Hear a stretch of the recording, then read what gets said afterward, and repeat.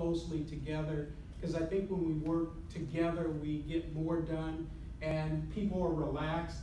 You don't, even though we are very paramilitary organization, usually when it's not an emergency, it's time to just talk to everybody from whatever level and try to break down some of the stereotypes or walls that, sometimes the fire service and police department, they have, because things are too structured. I think we work better when we can almost be on a first name basis and ask good questions. So that's what I want to kind of share with you guys and welcome you to our family.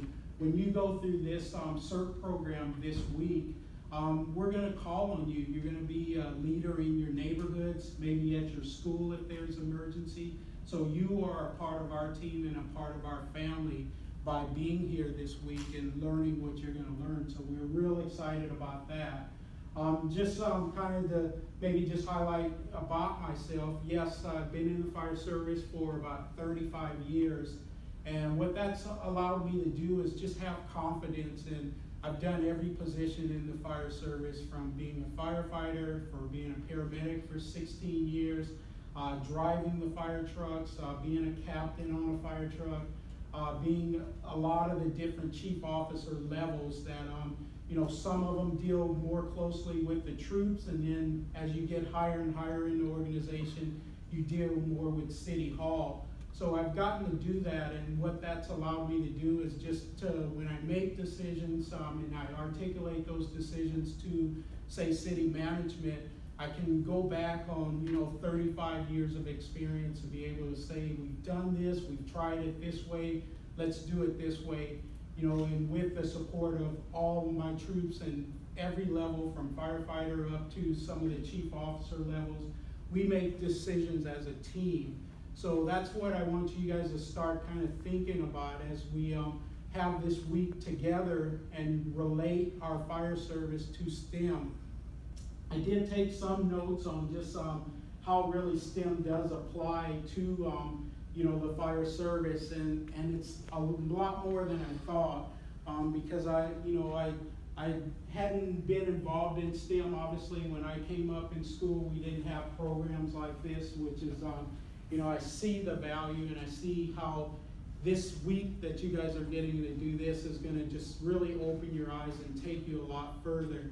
Not many people, even at your schools, have the opportunity to talk to, say, the fire chief, the police chief a couple of weeks ago, and just have this exposure.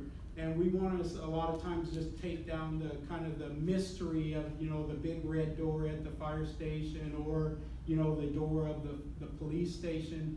We're here for you. We're here for the community. We're here for your schools. We work closely with a lot of the staff from your school, and we want to kind of take away some of those mysteries and really open your eyes and know that we're just here for you. We are here to serve the community as our primary goal, to make sure that you're safe.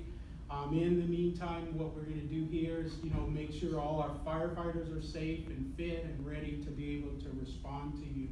But I looked at taking the acronym from STEM, just the science aspect, and just knowing that we start off, one of my degrees is fire science, and what that really means. And we start with everything kind of goes around what we do is kind of the fire triangle when it comes to putting out fires.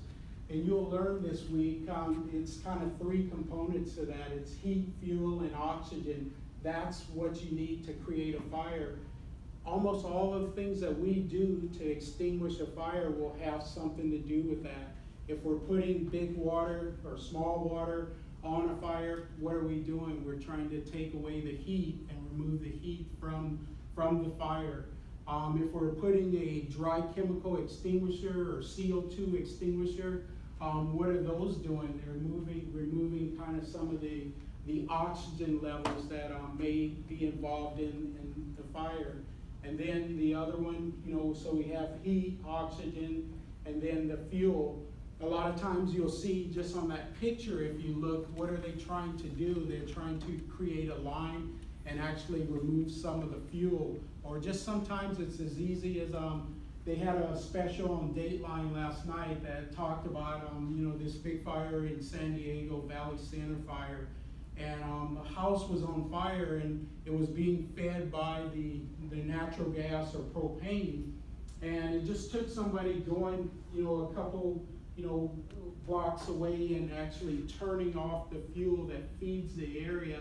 And a lot of those houses were extinguished by, again, removing the fuel. So we apply a lot of science, and as you kind of learn this week and think about your projects, think how we can expand, some of those areas of, extinguishing our fire, taking away one of those three legs. Just as far as technology, kind of look around, on your desk, back in our emergency operations center.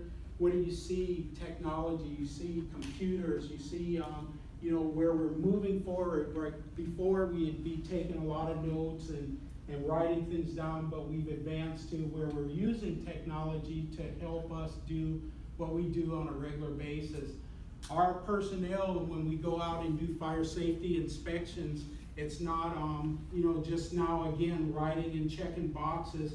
It's a tablet, something like yours, that they're entering the information in and being able to have that information back at the station and throughout the city for other people to use in emergencies if they need to. So we're looking for every opportunity to make our jobs easier and safer by using technology. Probably about 75% of what we do is emergency medical. And when we do emergency medicals, you'll see them using technology, again, not only with the EKG machines or the cardiac monitors that look at your heart. Now they take your blood pressure, they take a pulse ox. They do a lot of different things that, when I started and many of the other people in the back started, 30, 35 years ago, we had to do a lot of that manually.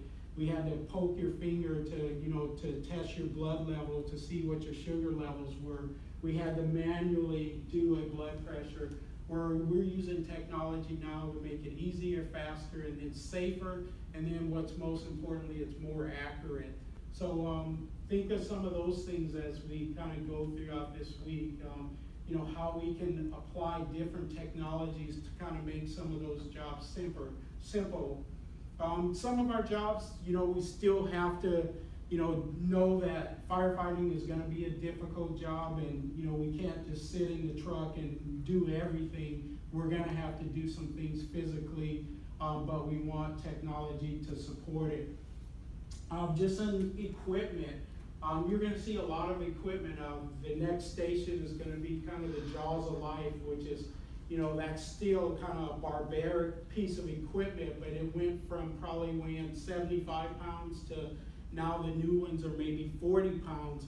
Again, going back to, kind of technology and what's going to work better from the old-fashioned big Jaws of Life to a smaller unit that will do the same spreading capability and be able to, break in a car door and cut off a roof and do some of those things.